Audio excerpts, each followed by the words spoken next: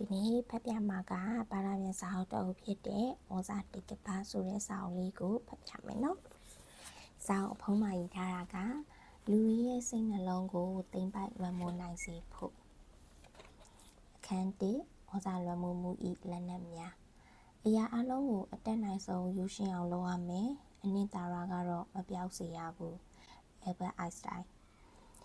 အရီဇိုနာမှာအိန္ဒိယလက်ဝတ်ရတနာဆိုင်ဖွင့်ထားတဲ့မိတ်ဆွေတယောက်ကဒီနေ့တော့ကျွန်တော်စီဖုန်းဆက်လာပါတယ်။စိတ်ဝင်စားစရာသတင်းတစ်ခုကြောင့်သူအတော်လေးစိတ်လှုပ်ရှားနေခဲ့တာပါ။သူဆိုင်မှာထူးခြားတဲ့ဖြစ်ရပ်တစ်ခုဖြစ်သွားပြီးအဲ့အကြောင်းအရာကိုစိတ်ပညာရှင်တယောက်ဖြစ်တဲ့ကျွန်တော်အနေနဲ့ရှင်းပြပေးနိုင်မယ်လို့သူကညွှန်လင်းနေတာပါ။ဖြစ်ပုံကတော့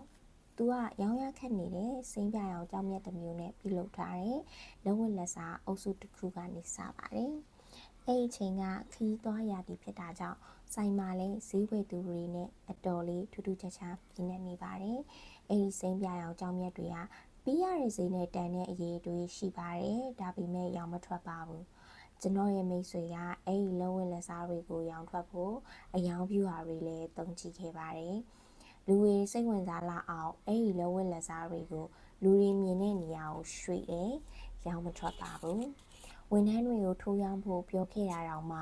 အဲ့ဒီလက်ဝတ်လက်စားတွေကရောင်မထွက်ခဲ့ပါဘူး။နောက်ဆုံးသူလည်းစိတ်မရှိတော့တာနဲ့သူနေဝေးခရီးမထွက်ခင်တညမှာအဲ့ဒီမန်မောင်တွေထဲကဟာတွေကိုအကုန်တဝက်စီနဲ့ရောင်းလိုက်လို့မတ်စုစာအုပ်ပေါ်ကိုပြီးစလွယ်ရေးပြီးဆိုင်ရအယောင်ဝန်ထမ်းခေါင်းဆောင်မျိုးသမီးကိုပြီးခဲ့ပါတယ်။သူရေးတဲ့တဝက်စီဆိုတဲ့စာလုံးမှာသူက1-2လို့သူကရေးခဲ့တာပါ။ဆက်ဖတ်မယ်နော်။ရှောင်းရင်ရှုံးပါစေဘူနေတဲ့ပစ္စည်းတွေအကုန်ရောင်းထုတ်ပြမယ်ဆိုတဲ့စိတ်နဲ့ပေါ့။3-4ရက်အကြာမှာသူပြန်လာတော့အကုန်လုံးရောင်းထွက်သွားတာကိုတန်တော်တွေးလိုက်ရပါတယ်။ဒါပေမဲ့သူလန့်သွားတာကသူ့ရဲ့ဝန်ထမ်းဟာသူပြီးစလွယ်ရေးလိုက်တဲ့1-2ကို2လို့မြင်သွားပြီးလက်ဝတ်လက်စားတွေကိုဈေးနှစားနဲ့ရောင်းလိုက်တာပါပဲ။အဲ့ဒီအချိန်မှာသူကျွန်တော်စီဖုန်းဆက်လာပါတယ်။ဖြစ်ပုံကိုကျွန်တော်သိလိုက်ပါတယ်။ဒါပေမဲ့သူ့ကိုနားလည်အောင်ရှင်းပြနိုင်ဖို့ဆိုရင်ကျွန်တော်ပြောတဲ့ဇက်လန်ကိုအရင်နားထောင်ဖို့လိုမယ်လို့ပြောခဲ့ပါတယ်။တကယ်တော့အဲ့ဒီဟာကကျွန်တော်ရဲ့ကိုယ်ပိုင်ဇက်လန်မဟုတ်ပါဘူး။ကျက်စင်အမေကြီးရဲ့ဇက်လန်မှာအဲ့ဇက်လန်ကမကြသေးခင်မှပေါ်လာတဲ့တရိษံအမှုအကျင့်ပေတာနေပရဇက်လန်မှာအဲ့ဇက်လန်ကိုနောက်တစ်ပိုက်ကျရင်ဖတ်ပြပေးမယ်နော်။ကျက်စင်အမေကြီးကြောင့်ပြောပြမယ်နော်။ကျက်စင်အမေကြီးတွေကမိခင်ကောင်းတွေပါချစ်တတ်တယ်ကြည့်ရှုပေးတယ်ကာကွယ်ပေးတယ်သူတို့ရဲ့အချိန်များစုကိုတားပေါက်လေးတွေကိုဝှေ့ရင်တန်းစင်ပေးရင်ဖက်လေတကင်းနေထိုင်ရင်ကုံဆုံးပါတယ်ဒါပေမဲ့သူတို့ရဲ့နီလန်းမှာထူးခြားတဲ့အချက်တစ်ခုရှိပါတယ်အခုလိုမိခင်စိတ်မျိုးကိုလှုပ်လို့ပေးနိုင်တဲ့တစ်ခုတည်းသောအရာကတော့ကျက်စင်လေးတွေရဲ့ကြီးကြီးဆိုတဲ့အော်တန်ပါပဲကြက်ကလေးတွေရဲ့အခြားအချက်တွေဖြစ်နေတဲ့အနံ့တွေကိုခန္ဓာတွေပုံတံတွေကအဲ့လောက်သိအရေးပါတယ်လို့သိအရေးမပါတယ်လို့ထင်ရပါတယ်ကြက်ကလေးတစ်ကောင်ကကြီးကြီးလို့အော်ရင်သူ့မိခင်ကဂယုစိုက်ပေးမှာပါအကယ်၍မအော်ရင်တော့မိခင်ဖြစ်သူကပြည့်လူရှူထားတတ်ပါတယ်တခါတလေဆိုရင်တက်ပါတက်ပြစ်ပါတယ်အခုလိုကျက်စင်တွေရဲ့အတန်တစ်ခုတည်းပေါ်အလွန်အကျူးမိခိုမှုကိုတရိษံအမှုအကျင့်ပေတာပညာရှင် M.W. Force ရဲ့ကျက်စင်နဲ့မွေပါကကျက်စင်နဲ့ဝေဘာဂရုရုပ်စမ်းတက်ချက်မှာအသေးချာတွေ့နိုင်ပါတယ်။မိခင်ကျက်စင်တွေအတွက်ဝေဘာဂရုဟာတဘာဝရန်သူတော်တယောက်ဖြစ်ပြီးအနာကပ်လာတာနဲ့အော်ဟစ်ထိုးစိတ်တိုက်ခိုက်ပါတယ်။ဒါကြောင့်မိခင်ကျက်စင်စီကိုဝေဘာဂရုရုပ်ကလေးထိုးပေးလိုက်တာနဲ့ကျက်စင်ကချက်ချင်းအပြင်းထန်တိုက်ခိုက်တာပါ။လေလာသူတွေတွေ့ခဲ့ပါတယ်။ဒါပေမဲ့ဝေဘာဂရုရုပ်ထဲမှာကျက်စင်ကလေးတွေရဲ့ကြီးကြီးအတန်မြင့်အတန်ဖန်းဆက်တစ်ခုထက်ပြီးတော့တက်ဆင်ပေးလိုက်တဲ့အချိန်မှာတော့မိခင်တက်ဆင်ကသူ့စီလာနေတဲ့ဝေဘာဂရုရုပ်ကိုလက်ခံယုံတွင်မကဘူးသူ့အောက်မှာပါထားပြီးဝတ်ပေးပါတယ်စက်ကိုပိတ်လိုက်ချိန်မှာဝေဘာဂရုရုပ်ဟာထပ်ပြီးတိုက်ခိုက်ခံရပါတော့တယ်အဲ့လိုအခြေအနေတွေအောက်မှာမိခင်ကျက်စင်ကအတော်ကိုယူသွရကြနေပါတယ်ရန်သူတော်ကိုကြည့်လို့အော်ယုံနဲ့ဂယုစိုက်ပေးနိုင်တဲ့သူ့ရဲ့ကလေးတွေအရင်တွေကိုကြည့်လို့မအော်ရင်လိလူရှုကတက်တာတက်ပြစ်တဲ့လုံရက်တွေပါလုပ်ပါတယ် မိခင်ကျက်စင်ဟာသူ့ရဲ့မိခင်စိတ်ကိုအတန်တစ်ခုတည်းပေါ်ချိတ်ဆက်ထားတဲ့အလိုအလျောက်မောင်းနေဆက်တစ်ခုနဲ့တူပါတယ်တရိษံမူကျင့်ပြီးတာပညာရှင်တွေကတော့အခုလိုအရာဟာကျက်စင်တွေမှာပဲရှိတာမဟုတ်ကြောင်းပြောပါတယ်သူတို့တွေဟာမျိုးစိတ်ပေါင်းများစွာရဲ့အလိုအလျောက်မောင်းနှင်မှုပုံစံတွေကိုစတင်လေ့လာခဲ့ကြပါတယ်။အဲ့ဒီအရာတွေကို fixed action pattern တသက်မှတ်ထဲရှိနေတဲ့အမူအကျင့်ပုံစံတွေလို့ခေါ်ပါတယ်။အဲ့ဒီအမူအကျင့်ပုံစံတွေထဲမှာမိတ်ခေါ်တာမိတ်လိုက်တာအစရှိတဲ့အမူအကျင့်တွေလည်းပါပါတယ်။တသက်မှတ်ထဲရှိတဲ့အမူအကျင့်တွေရဲ့အခြေခံအချက်ကတော့ပါဝင်တဲ့အမူအကျင့်တွေဟာအကျဉ်းတိုင်းတပုံစံနဲ့အစီအစဉ်တစ်ခုတည်းဖြစ်တာပါ။အစစ်နှိမ့်တဲ့တရိษံလေးတွေကိုအခြေအနေနဲ့မလျော်မကန်ပြုမှုအောင်လွယ်လွယ်လေးလှည့်စားနိုင်တဲ့အပေါ်ဂုဏ်မယူပြခင်အချက်နှစ်ခုကိုတော့နားလည်ထားဖို့လိုပါတယ်ပထမအချက်ကတော့အဲ့ဒီတရိษံတွေရဲ့အလိုအလျောက်တသက်မှတ်ထဲရှိရဲ့အပြုအမူပုံစံတွေကအချိန်အများစုမှာကောင်းကောင်းကြီးအလုပ်ဖြစ်ပါတယ်ဥပမာကျမ်းမာတဲ့ကျက်စင်ကလေးတွေကဒါကျက်စင်ကလေးတွေရဲ့အတန်ကိုအွန်လိုင်းကြတဲ့မိခင်ကျက်စင်တွေအတွက်ကြီးကြီးဆိုတဲ့အတန်တစ်ခုတည်းကိုတုံ့ပြန်နိုင်တာကကြိုးကြောင်းစီလျော်မှုရှိပါတယ်။အဲ့ဒီလုံဆောင်မှုတစ်ခုတည်းကိုတုံ့ပြန်ရုံနဲ့မိခင်ကျက်စင်ဟာအမြဲတမ်းလိုမှန်မှန်ကန်ကန်နေထိုင်ပြုမှုပါလိမ့်မယ်။သိပ္ပံပညာရှင်တစ်ယောက်ကလှည့်စားမှသာသူတို့ရဲ့အလိုအလျောက်တုံ့ပြန်မှုကိုစီလျော်မှုမရှိတရားထင်ရတာပါ။ဥပမာအရေးကြီးတဲ့ဒုတိယအချက်ကတော့ကျွန်တော်တို့လူတွေရဲ့စိတ်ထဲမှာလည်းကြိုတင်အစီအစဉ်ဆွဲထားပြီးသားတိတ်ခွေတွေရှိပါတယ်။သူတို့တွေကကျွန်တော်တို့ရဲ့အားသာချက်အနေနဲ့အလုံးလုံးတယ်ဆိုပေမဲ့လည်းအဲ့ဒီတိတ်ခွေတွေကိုလှုံ့ဆော်ပြီးတဲ့မောင်းခလုတ်တွေကိုတော့ကျွန်တော်တို့ကိုလှည့်စားဖို့အသုံးချနိုင်ပါတယ်။အခုလိုလူသားတွေရဲ့အလိုအလျောက်တုံ့ပြန်မှုကိုဟာဗတ်တက္ကသိုလ်ကလူမှုဗေဒစိတ်ပညာရှင်အယ်လန်လန်ဂျာရဲ့စိတ်စမ်းသပ်မှုမှာအထင်ရှားတွေ့နိုင်ပါတယ်။အပြုအမူဆိုင်ရာစိတ်ပညာနယ်ပယ်မှာလူသိများတဲ့ဥပဒေတစ်ခုရှိပါတယ်။အဲ့ဒါကတော့တခြားသူစီကအကူအညီတောင်းတဲ့အခါအကြောင်းအရင်းကိုထည့်ပြောပြရင်ပိုအောင်မြင်နိုင်မယ်ဆိုတဲ့ဥပဒေသားပါပဲ။လူတွေကသူတို့ရဲ့လုပ်ရက်တွေအတွက်အကြောင်းအရင်းလိုချင်ကြပါတယ်။ရိုးရိုးလေးပါပဲ။လန်ကြားကခုလိုရိုးရှင်းတဲ့အချက်ကိုပုံဖော်ပြဖို့စာရိုက်တစ်ခုမှာမိတူဆက်သုံးဖို့စောင့်နေတဲ့လူတွေကိုအကူအညီတောင်းကြည့်ပါတယ်။တစ်စိမ့်လောက်ပါကျမ9မျက်နှာလောက်မိတူကူစရာရှိလို့ကျမအရေးတကြီးအလင်းလူနေလို့မိတူဆက်လေးအရင်သုံးခွင့်ရမလားလို့အကူအညီတောင်းပါတယ်။အခုလိုတောင်းဆိုမှုနဲ့အကြောင်းအရာကိုပေါင်းသုံးတဲ့နီလန်းကရာနှုန်းပြည့်နီးပါးထီရောက်ပါတယ်94%သောလူတွေကတန်းစီနေတဲ့နေရာမှာအလဲ့ကျော်ခွင့်ပေးကြပါတယ်အဲ့ဒီအောင်မြင်မှုနှုန်းနဲ့တောင်းဆိုမှုကလည်းပြောတဲ့အခါအောင်မြင်မှုနှုန်းကိုနိုင်ရှင်ကြည့်ပါတစ်စိမ့်လောက်ပါ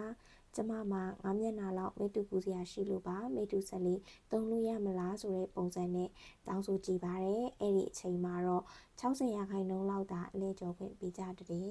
အပေါ်ယံကြည့်ရင်တော့တောင်းဆိုမှုနှစ်ခုကအဓိကကွာခြားချက်ဟာအရေးတကြီးအလင်းလူနေလို့ပါဆိုတဲ့အချက်အလက်အသစ်ကြောင့်ဖြစ်တယ်လို့ထင်ရနိုင်ပါတယ်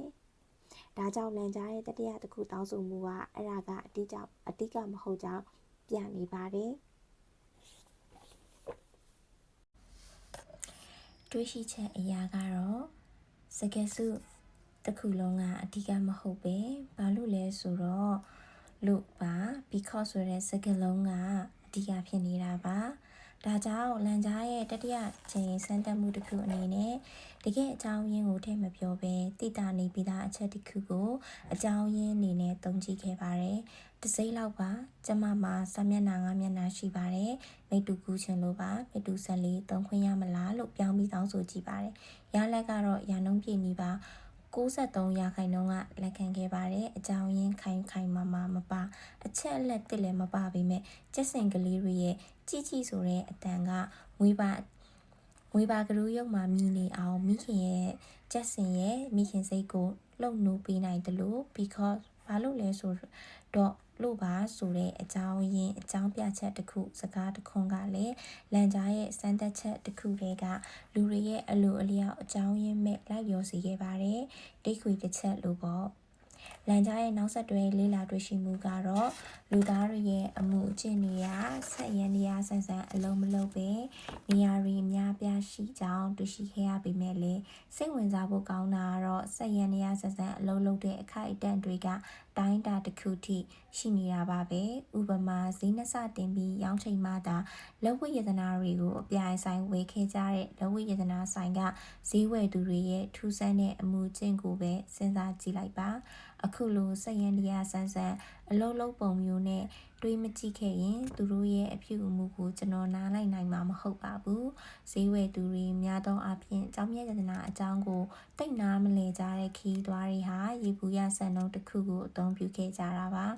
သူတို့ဝယ်သမျှကိုဈေးကြီးလေကောင်းလေဆိုတဲ့ဆန်နှုန်းနဲ့ဝယ်ခဲ့ကြတာပါဒါကြောင့်လက်ဝတ်လက်စားကောင်းကောင်းလိုချင်တဲ့ခီးသွားတွေဟာစိမ့်ပြရောင်လက်ဝတ်ရတနာတွေကိုဈေးတင်လိုက်တဲ့အခါမှသာဝယ်ယူသွားကြတာပါဈေးနှုန်းဟာရေအတွေးနဲ့ပတ်သက်တဲ့စံနှုန်းတစ်ခုဖြစ်လာပြီးအရေးအတွေးကိုစာလောင်တဲ့ဈေးဝယ်သူတွေအတွက်ဈေးနှုန်းတင်လိုက်ရုံနဲ့ဝယ်ယူနှုန်းပါလိုက်တက်သွားတာပါတိတ်ခွေတစ်ချက်ကိုဖွင့်ပြလိုက်တယ်လို့ပါပဲခရီးသွားတွေကိုသူတို့ရဲ့အစဉ်ချင်းမဲ့ဝယ်ယူမှုတွေအတွက်အပြစ်တင်ဖို့လွယ်ကူပါတယ်ဒါပေမဲ့တေချာကြည့်ရင်တော့ပိုပြီးကိုချင်းစာစိတ်ရှိလိမ့်မယ်အဲ့ဒီလူတွေဟာကိုပြီးသလောက်တန်ရာရမယ်ဆိုတဲ့စီမင်းနဲ့ကြီးပြင်းခဲ့ရတာပါသူတို့ဘဝမှာလည်းအိုက်စီမင်းကထပ်တလဲလဲအလုံးလုံးနေတာကိုမြင်ခဲ့ရပါတယ်နောက်တော့သူတို့ရဲ့စိတ်ထဲမှာဒီစီမင်းကိုစီးကြီးလေးတန်လေးဆိုတဲ့အဓိပ္ပာယ်ဖြစ်ဘာသာပြန်ဆိုလိုက်ပါတယ်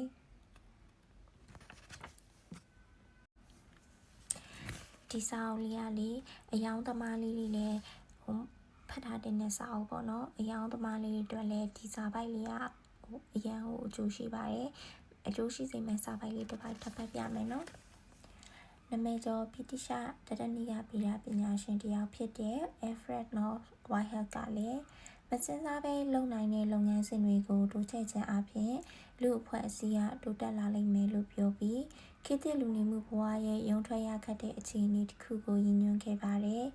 ဥပမာလူအဖွဲ့အစည်းကိုရှော့စီကူပွန်တစ်ခုကဘလို့တိုးတက်စေသလဲကြည့်ပါကူပွန်ရှိခြင်းအပြင်ဈေးဝယ်သူတွေဟာကူပွန်ပြရုံနဲ့ရှော့စီရမယ်မှန်အလိုလိုယူဆနိုင်ပါပြီအဲ့ဒီယူဆချက်တစ်ခုပေါ်မူတည်ပြီးလူသားတွေအနေနဲ့ဆက်ရန်နေရဆန်ဆန်မတွေးခေါ်ပဲဘယ်လောက်ထိလောက်ကိုင်းနိုင်မလဲဆိုတာကိုကာတာယာကုမ္ပဏီတစ်ခုရဲ့အတွေ့အကြုံကနေမြင်နိုင်ပါတယ်ဖြစ်ပုံကတော့စားရိုက်ကနေပို့လိုက်တဲ့ကူပွန်တွေဟာပုံနှိပ်ဆက်အမှားကြောင့်ကူပွန်ထဲမှာပါရှော့စီမှထည့်မပေးလိုက်မိပါဘူးဒါပေမဲ့ရှော့စီမပါတဲ့ကူပွန်တွေဟာရှော့စီအစမတန်ပေးထားတဲ့ကူပွန်တွေနီးတူလူစိတ်ဝင်စားမှုရရှိခဲ့ပါတယ်ဒီနေရာမှာတည်တာပေမဲ့သင်ခန်းစာယူနိုင်မဲ့အချက်တစ်ခုကတော့လူတွေဟာရှော့စီကူပွန်တွေကိုတာဝန်တစ်ခုပေးထားရဲဆိုတဲ့အချက်ပါပဲ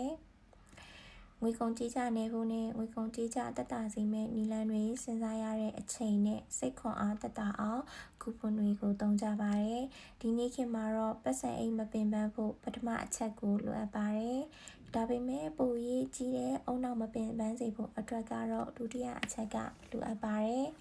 အလိုအလျောက်ပြုမှုပုံစံတွေဟာလက်ရှိမှာအသုံးများနေကြသလိုအနာဂတ်မှာလည်းပုံမူကျေပြန့်လာမှာဖြစ်ပေမဲ့ကျွန်တော်တို့အများစုဟာကိုယ်ပိုင်အပြုအမူပုံစံတွေကိုနည်းနည်းလေးပဲသိထားကြပါတယ်အဲ့ဒါကလည်းအလိုအလျောက်ပြုမှုပုံစံတွေရဲ့စက်ရန်နေရဆန်ဆန်မတွေ့တော့ပဲလုံမိတဲ့ခုံတက်တိကြောင့်တတိမထားမိတာဖြစ်ဟန်တူပါတယ်ဘလို့အကြောင်းရင်းကြောင့်ပဲဖြစ်စေသူတို့ရဲ့စွမ်းတစ်ခုကိုတော့ကျွန်တော်တို့တည်တည်တမြင်နိုင်ပါတယ်အပြုအမူပုံစံတွေကိုနားလည်ထားတဲ့လူတစ်ယောက်ကကျွန်တော်တို့ရဲ့ပြောကွက်တွေကိုအသုံးချသွားနိုင်နေဆိုတဲ့အချက်ပါပဲ